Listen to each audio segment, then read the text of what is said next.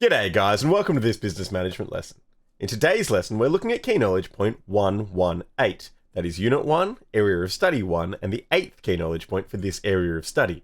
Today specifically we're looking at market research and initial feasibility studies, which are two things we touched on in our previous lesson as part of business concept development.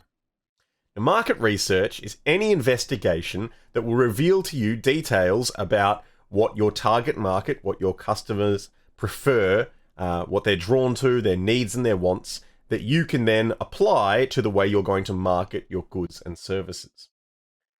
There are many different reasons that you would do market research, and certainly the results of market research, the information that you gather, is going to be very useful for you as a business manager.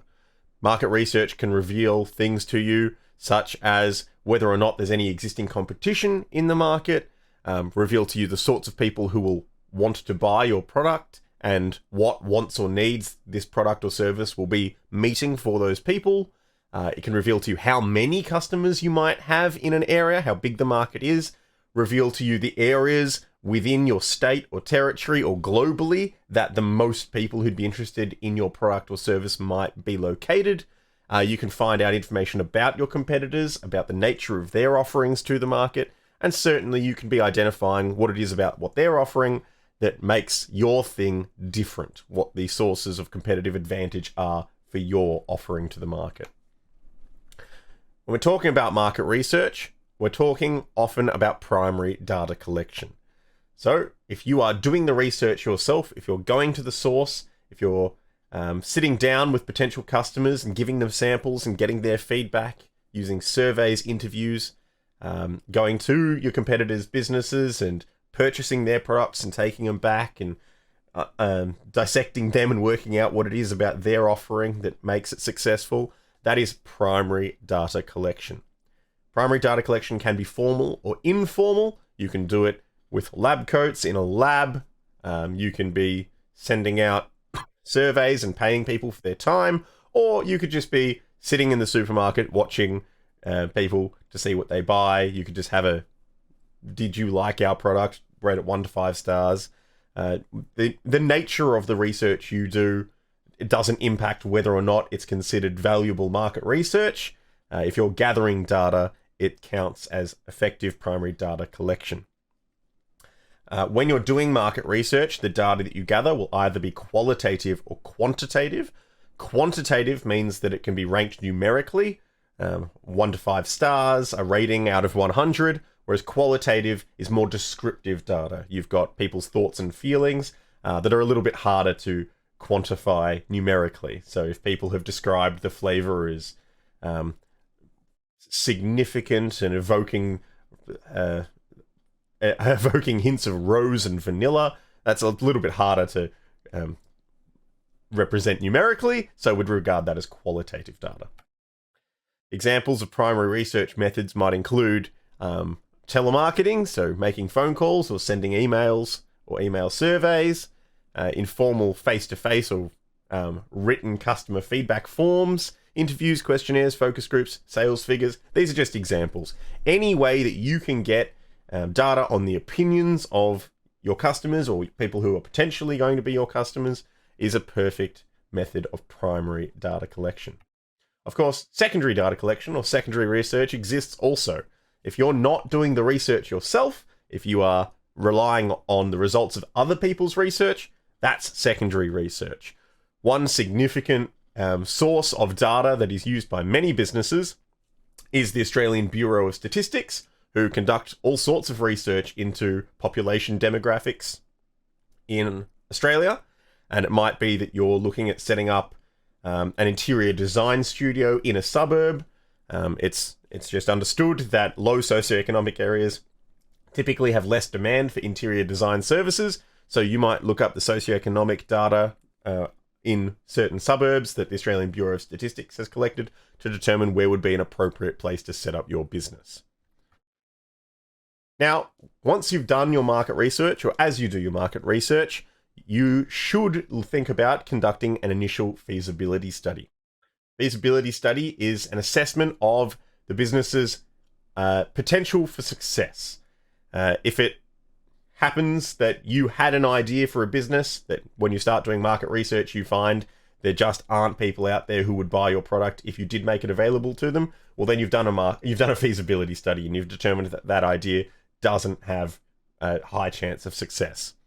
Certainly, assessing external factors like the existing demand, potential customers and their needs and wants, potential competitors and what they're able to offer, and if you have any competitive advantage when compared to their offering at all, are going to impact whether or not your idea is feasible. If you find that there is no demand, or that there just aren't enough customers to make this idea viable, or your potential competitors are already too strong and you just can't compete with them, they could price their products lower than you could afford to do, or their products are already perfect, and introducing a new product to that market isn't going to make a ripple because they've already dominated the market, that would be data that you could take into consideration when considering the feasibility of your idea.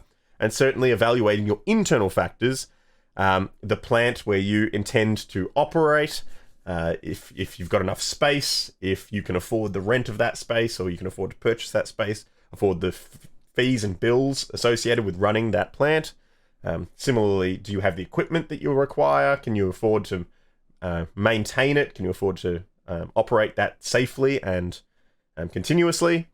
Will you have reliable suppliers who can provide you materials in the quality, quantity, and at a cost you can manage? And do you have the staff and support personnel that you'll require to run this business? Can you afford to have them? Etc., etc. These are all things to evaluate to determine the feasibility of your idea. Certainly, conducting a feasibility study, there's no one way to do it, but some common methods that you might use to conduct a feasibility study include a SWOT analysis. There's a diagram on the right of your screen that shows what a SWOT analysis kind of looks like. SWOT, S-W-O-T, stands for strengths, weaknesses, opportunities, and threats. And you would use a matrix like this one to jot down what it is about your internal environment that's going to improve your odds of success and detract from your odds of success, and then the features of your external environment that will contribute to your odds of success and then detract from your odds of success, and weigh it all up and determine whether or not the plan that you have, this business idea, is worth proceeding with. Certainly evaluating your production costs. If it turns out it's just going to be too expensive to bring this product to market, that's important to know. Looking at your financial resources and looking at forecasted sales and profit, once again, to do with demand and customer needs and wants. They're all going to be important data points to consider when conducting a feasibility study. Now, an appraisal of your own skills, abilities, characteristics, experience should be taken into consideration when conducting a feasibility study, as should an evaluation of the abilities and characteristics of anybody else involved in your business venture, and certainly looking for an understanding if others have tried to implement your idea previously. If there is a long road of failed startups on a similar vein to the idea that you're trying to bring to market, you might have to look at why all of those businesses failed in the past. Maybe that's a warning to you that your business idea has yet unseen pitfalls. It could be a red flag. In summary for this key knowledge point, a feasibility study is a way to evaluate the potential of a new business idea or investment and to determine whether it is worth pursuing.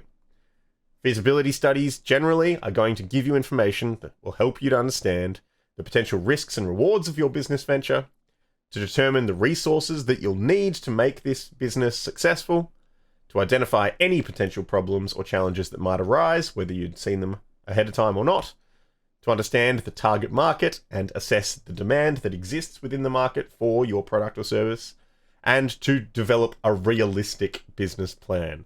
And at the end of that, once you've established a realistic business plan, you'll be able to determine whether or not this business idea is one worth proceeding with. Overall, feasibility studies provide valuable insights and help an owner or investor make informed decisions about whether to move forward with a new venture. That's all for today. See you next time.